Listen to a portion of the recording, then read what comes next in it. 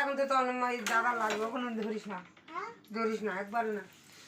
তো বন্ধুরা আমরা কালকে এসেছি দিদির বাড়ি, আর এখন হচ্ছে মা চলে যাচ্ছে মাসির বাড়িতে। মা হচ্ছে আমাকে দিতে এসেছিলো দিদির বাড়িতে, তো আমরাও বাড়ি চলে যাব এখান থেকে। তো রোববার দিন আমরা বেরোবো এখান থেকে, মুর্শিদাবাদ চলে যাব। তো আর এখানটায় দেখো আমার মাসির বাড়ি যাচ্ছে মা, সুভাষগ্রাম যাচ্ছে, হেঁটে হেঁটে চলে যাবে আমার মা। এই দেখো চলে যাচ্ছে হেঁটে হেঁটে। এই যে,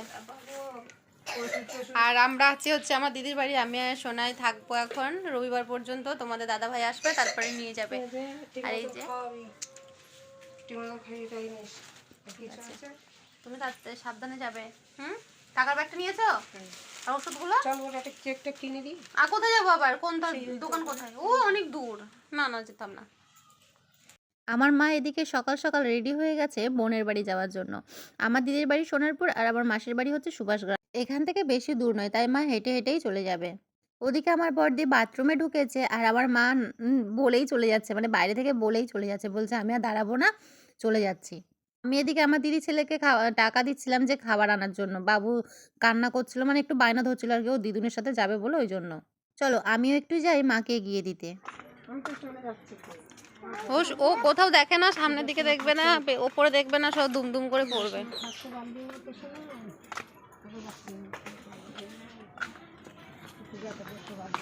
বাবু যাবি নাকি দিদুনের সাথে? ঠিক আছে। দুষ্টু দাদা খাবার আনতে যাচ্ছে।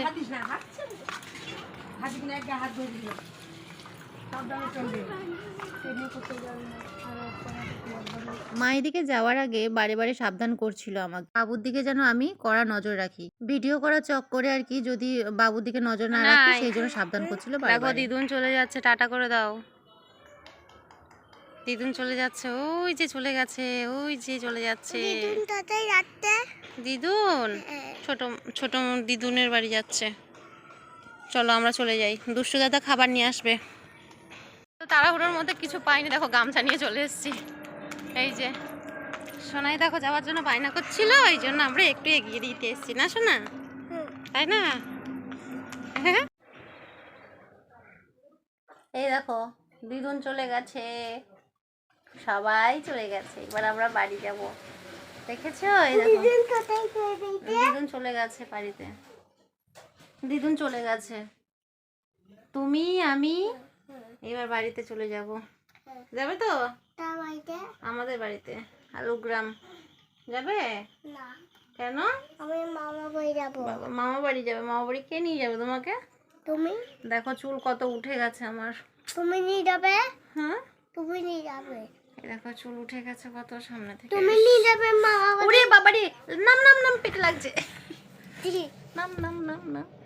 এখন বেলা এত ছোট হয়েছে, 5টা না বাজতে বাজতে সন্ধ্যা করিয়ে যাই, তাই দিদি সন্ধ্যাটা জেলে এইবার হচ্ছে একটু বেরোবে বলে আমরা সকলেই রেডি হয়েছি। দিদির একটা চুড়িদার পরে নিয়েছি, তো এই ড্রেসটা এত টাইট হয়েছে আমার, মানে ওর ড্রেস তো, ও আমার থেকে একটু রোগা, আমি যেহেতু একটু হেলদি হয়ে গেছে সেই জন্য। আগে কিন্তু আমাদের বডি পুরো একই, সেম টু সেম, মানে আমাদের অনেকে বলে আমাদের দুই বোনকে নাকি একদম পুরো জমজ দেখতে। আচ্ছা বলো তো আমাদের দুই বোনকে কি জমজ দেখতে? আমি থাম্বনেইলে কিন্তু ছবি দিয়ে দেবো আমার দিদির আর আমার। ওটা যেহেতু একটু টাইট হচ্ছিল সেই জন্য দিদি বলল যে এই জামাটা পর। এই ড্রেসটা দিদির আজকে এই মিশো থেকে এসেছে, আর ওপেনিং করে আজকে আমাকেই প্রথম পরালো। ও কিন্তু এখনো পর্যন্ত গায়ে দিয়ে দেখেনি। আমার বিয়ের আগে জানো তো আমার দিদি যে কোনো ড্রেস কিন্তু আগে আমি পছন্দ করে নিতাম, কারণ ওর পছন্দ আর আমার পছন্দ একদম একই। দিদির জন্য মেডিসিন কেনার ছিল, তাই এখানে চলে এলাম, তো কিছুই মেডিসিন এখানে পাওয়া যায়নি। আবার আমরা গেলাম সোনারপুর বাজারে। দিদি ভেবেছিল এখানেই সব ওষুধগুলো পেয়ে যাবে, কিন্তু এখানে পাওয়া গেল না, তাই আমরা চলে যাচ্ছি এখন সোনারপুর বাজারের দিকে। পরের ভিডিও আসছে খুব তাড়াতাড়ি।